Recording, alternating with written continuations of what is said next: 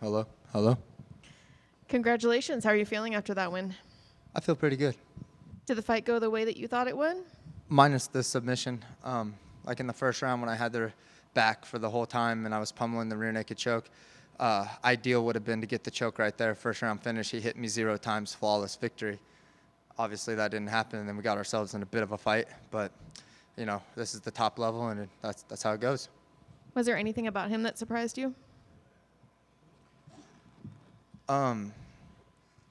He's a scary dude, but when we got to fighting, I felt like my warrior spirit was denser than his, and that surprised me in the moment.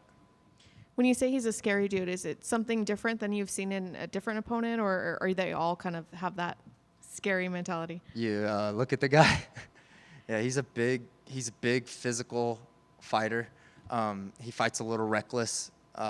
He carries a lot of repercussions with his power, and he's just got kind of a serious demeanor about him, you know. But you know, I thought Kurt Holloway was a scary dude. They're all scary dudes, but yeah, I mean, he's a tank, as they call him. Did you do anything special to prepare for him? I just train as hard as I can every day, you know. You know, at Marathon MMA, we're max effort all day, every day. And I believe in our training regimen. We train at a very high pace. We train hard. We train a lot. And so nothing special for this guy specifically because we're checking all the boxes all the time. What's next? When would you like to get in there again? I want to fight Chase Hooper. I keep calling this dude out. I've been calling him out for 3 fights. I think he's overrated. I don't think he's that good. And I want to pick some of that low-hanging fruit. Why do you think the fight hasn't happened? Has he been not into it? The UFC's not into it? I'm not behind the scenes, you know what I mean? But it should happen. So, Chase Hooper, let's get it. How do you see that fight going? I'll smash him easily. He's not a scary dude, for a change. Thank you. Definitely, I can see where Chase isn't going to want to stand up. How would you rate his ground game, his submission game? I'm 3 times a better grappler than him minimum, and I mean that for real. I could knock him out on the feet. I could destroy him in the grappling, and I think after this fight, maybe my grappling will start to get some serious respect after the Holloway fight and then this fight. But I think that a fight against a guy like Chase Hooper, where his grappling is really respected, and then you could watch how easily I could run through him in the grappling, I think that would be a great fight for me to show that to the world and to the fan base. Is that what it's more about? Just trying to take some, because I know he's fought or he's competed in like the invitational and all that other sort of stuff. So he's kind of made a name of that. Is there anything else that makes you want to fight him? It's not personal or anything. It's just about wanting to fight a guy that styles. It's not personal. I think he has more fans than me, and I think he sucks. So I think it's an easy fight. I'm probably the best grappler in the division. I should be on Fight Pass Invitationals. I can grapple at a professional level. I really could grapple at a professional level outside of MMA. And I just want to prove that. I want to show that. So I think a kid like that is a great next step for me. And that's awesome. I mean, if the Invitational asked you, that'd be something you'd be into? 100%. I'm asking right now, please, Fight Pass Invitational. I would love to get in there, and not just against some MMA fighters. I would love to be grappling at the Fight Pass things against like world-class pure jiu-jitsu guys. I think that I could compete in sport jiu-jitsu at a world-class level as well as MMA at the same time. Congrats on the victory. Thank you, sir. Really quickly, is there somebody in jiu-jitsu that you kind of have your eye on that you think would be a good first match? I wish I had a better thought-out answer for that because I didn't anticipate calling out any grapplers. But any of them, any of the like pure jiu-jitsu guys, like I would love to show my just pure jiu-jitsu skill against them. I think I could compete with any of them. Question back here. How does it feel as a coach in a Brazilian Jiu-Jitsu black belt to be smashing your way through the lightweight division on the ground? It feels great. I think that like what's awesome about it is that I'm getting to show, like, if you're in the room with me and you're learning the curriculum that I'm teaching, that is what I'm doing in my fights. I am hitting the transitions textbook that I am teaching and just proving the validity of the system and the grappling system we have at Marathon MMA. I humbly do believe that our grappling curriculum at Marathon MMA is years ahead of most of the game. I think they mentioned it on the broadcast. Are you the head trainer there, or I am the head coach and owner of Marathon MMA. how has that enhanced your game and just really help you see things in a whole different perspective? One of the things that being a head coach, as well as I teach the recreational members classes as well. So I teach like white belts who have no interest in competing every day, is that I am constantly just reviewing the basics and mastering the basics, where I think a lot of fighters at an elite level, no one's like telling them the things that are obvious anymore, and then they start to forget the things that are obvious and forget the basics and abandon the basics. And the basics win and lose fights at the highest level every day or week. No, I totally agree, because is this maybe why you see some fighters that are just great at something, like a Robbie Lawler, but then he gets that knockout, and then you're like, oh, I'm in love with this power, and I'm going to go for that knockout every time, when you could have just won a fight using your bread and butter? Well, I think some fighters' personality stops them from being, not him specifically, but just in general.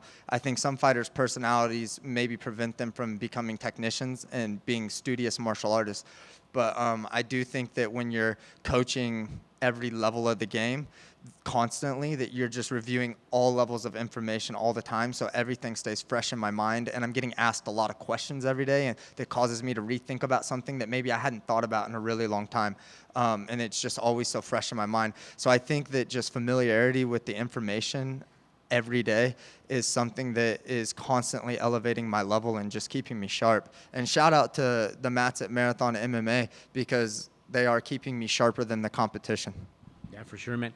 You mentioned earlier you wanted that first round finish, that flawless victory, but it was Mortal Kombat in there that second round, because he was trying to take your head off. How did you keep it together, and what was the conversation like in between 2 and 3 when you knew he spent a lot of energy?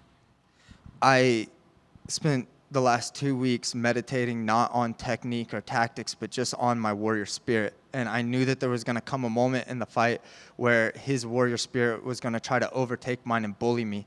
And I just had spent a lot of time deeply in my spirit over the last 2 weeks, trying to make sure that when that moment came, that I would step forward and not allow that to happen. And so when the going got going, he hit me hard a few times, and I was getting tired, and he was getting tired, and we both want to win at this level. And I remember just telling myself, he can knock you out. If he knocks you out, it's fine. The only unacceptable thing to happen right now is that you quit or surrender. And so that was it, and I just kept pressing forward. And when I had that moment, when we came to that moment, and he rocked me hard a few times, and I was still there, and I hit him back, and I looked at him, and there's like an energetic exchange there, and he understood that I was here for real, and his warrior spirit stopped. Like, you know what I mean? Like, he didn't stop trying to win, but he stopped trying to bully me in that sense. Like, he understood that he was in there with an equivalent, warrior. And I had that same moment in the Mota fight. Nicholas Mota came after me in the second round. He threw tactics to the curb and just was like, I'm going to just try to dog Trey out. Like, and I remember that moment, and it felt like a spiritual attack, like in there. It was hard to process. It was like the one thing I took from that fight was like, I felt that moment, and I felt my spirit wanting to be like, ugh. And then all of a sudden I was like, hell no. And I like brought it back out. And right after that, he like kind of slipped, and I hit him with that 2-3-2 head kick, and he backed up, and I stepped forward, jabbed him, took him down, kneed him in the head. And it was like, all of a sudden I was like, I don't really know how to talk about these things. Some of these things that happen in there on like an energetic or almost a religious plane, and that experience of that fight made my warrior spirit denser, and that was the moment of that fight that I was most proud of. And I got to that place in the second round in this fight too, and I overcame it again. So, that's a beautiful thing, and maybe the most beautiful part of this whole journey.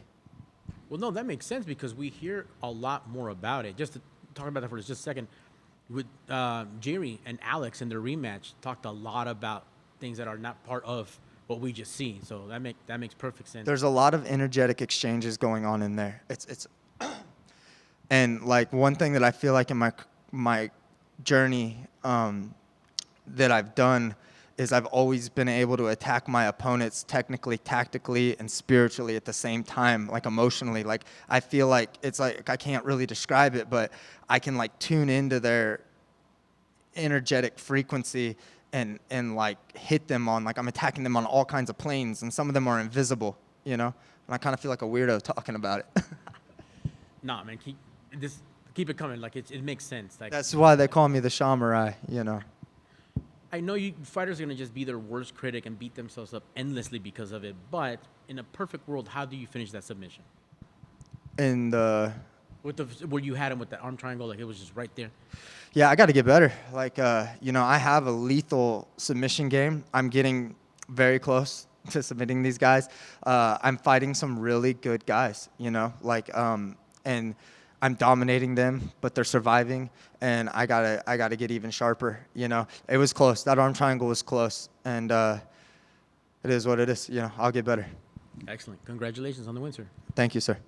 I've just got one more for you. I forgot to ask, did you hear the controversial interview that your opponent did about women's MMA right before? No, tell me. So he says he doesn't watch women's MMA, and that's when he goes to the bathroom or eats a snack. So This feels like a setup. I'm just curious what your thoughts are on that. I love women's MMA. Thank you. I don't do it, so it wouldn't offend me if you said you didn't like it. You know, honestly, like, I follow the women that have finishing potential, and they're in there to hurt themselves. Or not themselves, they're in there to hurt their opponents, you know, and that have the ability to do it. And I think that there's a lot of women in MMA that are just extremely good warriors and fighters and dangerous and exciting. And then maybe there's some that, like, I think what is being criticized is sometimes there's two of them in there that don't seem like they can really hurt each other, and it just is less interesting to watch. I don't necessarily know. I'm a full-time coach, so I'm studying all of it. You know, I study fights. I watch fights as a fan, but I mostly study fights when I'm watching them. And I think women's MMA is awesome. I think that women doing martial arts is extremely empowering to them. And like as a martial arts teacher, I love to encourage women to do martial arts and do jiu-jitsu and MMA, and I've seen high school level girls that I've trained for, or high school age girls that I've trained for like 2 years, and they're like blue belt level in jiu-jitsu, and then a high school boy that's bigger and more physical than them joins the class, but he's a white belt, and then for the first time the girl rolls with a guy like this and he tries to win, and she takes him down, positions him, and strangles him, and I've seen the transformation on their face. I've seen how empowering that is to them, and so I think that martial arts is for everybody. But I didn't see what he said. Perfect answer. Thank you.